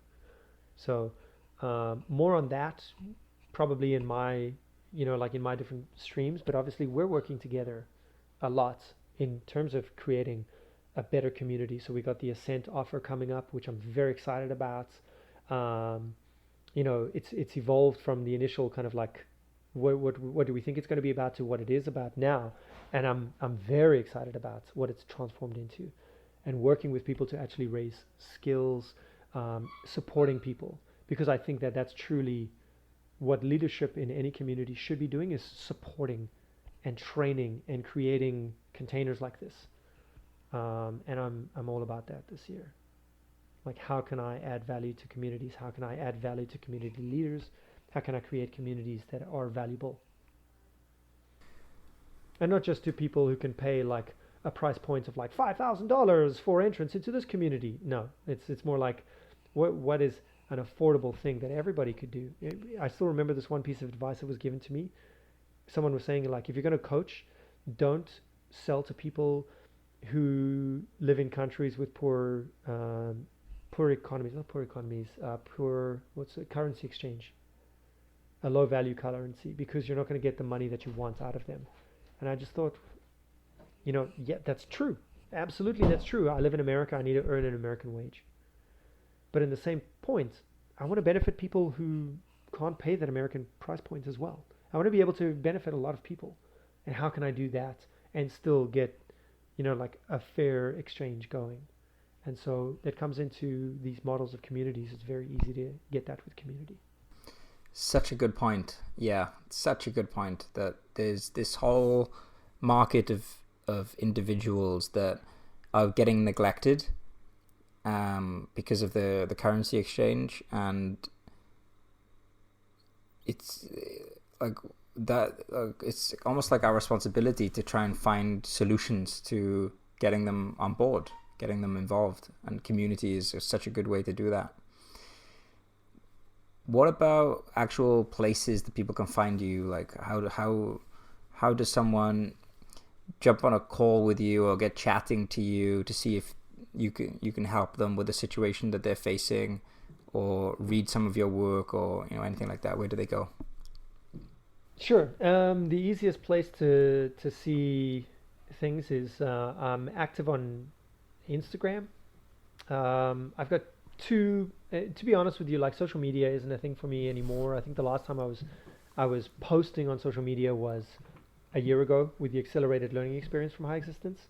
And since then, I've found a way to really sell and get clients without social media, which has been based on how much value can I provide. So if people want to get on a call with me, that's very easy. Send me a message on Instagram. You can go to my Substack as well, thoughtarchitecture.substack.com. You can consume some of my material there. Instagram, I've got one at 222 Consulting, or just at Justin Noppé, and send me a message there, or take a look at some of the stuff that I've posted there as well. So there's material for people to consume. There's a couple of videos on YouTube as well. But the main thing is you can message me from any of those platforms. Send me a message and say you want to call, what's your context, because I do basically have consultation calls, which are for any one person. I'll do one call every 6 months, absolutely free, and I'll try and solve whatever problem you're dealing with in that 1 hour call with that person. I don't try and hide any secrets or keep anything behind closed doors, or, well, you can only peek behind this curtain if you pay me money. You can only access my information if you have me money. It's more this idea of, can I give you value right now? Because if I do, on a call that's going to cost you nothing, you're more likely to refer me to another person, and I'm more likely to give you value. You're more likely to be appreciative. You're more likely to be a better person. So the way that I work is that one-time coaching call, and if you want to work with me after that, that's great. So it's a weird way to do it, and I'm explaining this now, even though you just said where can people get hold of you. It's just, I do offer free coaching calls to people. 1 hour is absolutely free, but to restrict people so that this doesn't happen all the time, it's one every 6 months. So I'm respecting my time as well. But the idea is that it's all about, like, hey, if you want to work with me, that's great. This is how we do it.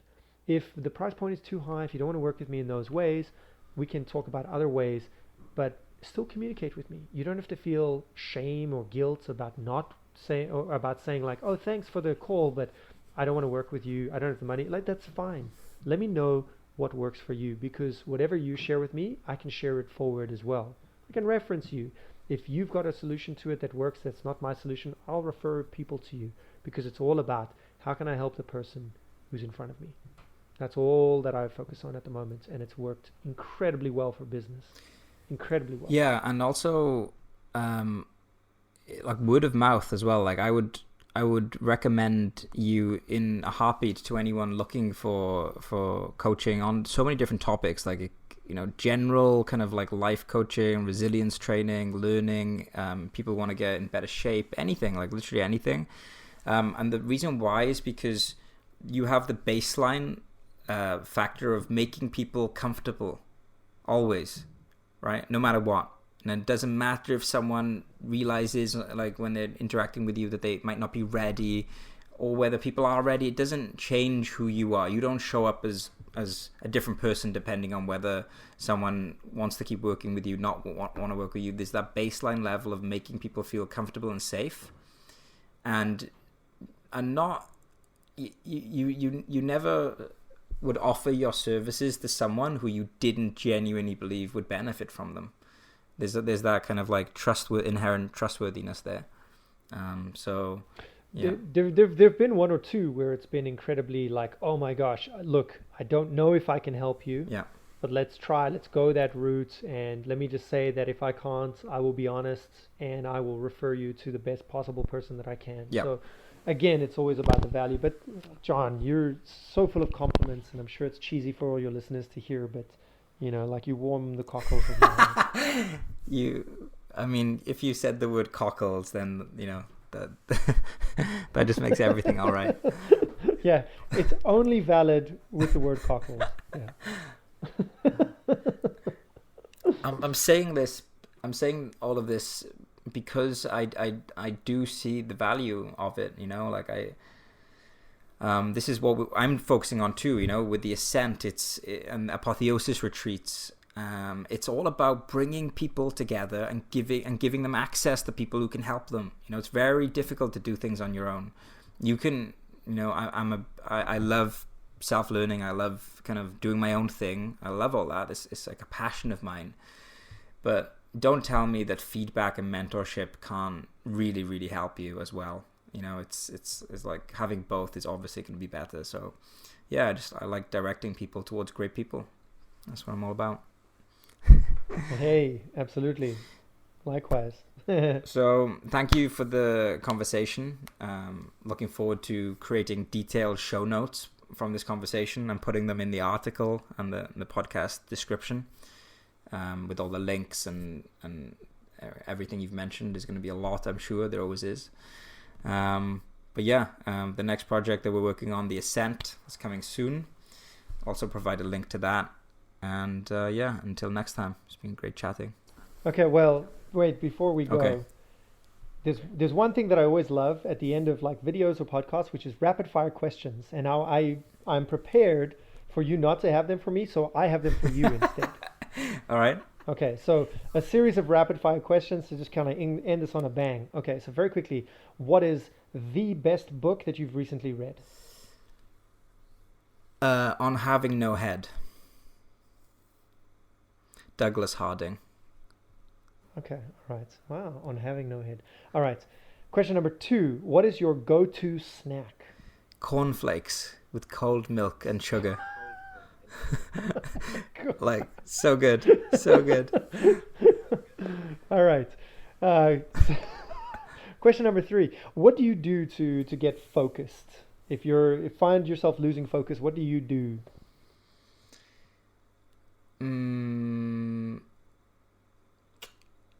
I remind myself of why I'm doing it, and yeah, that's it. I rekindle motivation within me. I don't try to make myself more focused. I try to get back in touch with the reason I'm doing this task, and rekindle my motivation. Okay. Beach or mountain? Mountain. Mountain. Okay. And the final question is, I mean, it's really more of a no-brainer, but like, which Fast and Furious movie is your favorite? None of them. I've actually. That is the incorrect answer. I've actually walked out of a Fast and Furious movie in the cinema. Like, it's one of the few times I've ever walked out of a movie. It was one of the later ones, though. Not the early ones. The early ones are okay. I hear that. Yeah, when they were like racing down 20 miles of a runway in Fast and Furious 6, like that's another story. Or, My favorite one is The Rock punching a rocket, a torpedo, so that it's, like it goes and hits a submarine. Like that was my favorite. The Rock literally punched. Oh, it was kicked a torpedo. Like, come on. I think that there are two types of people that like Fast and Furious films.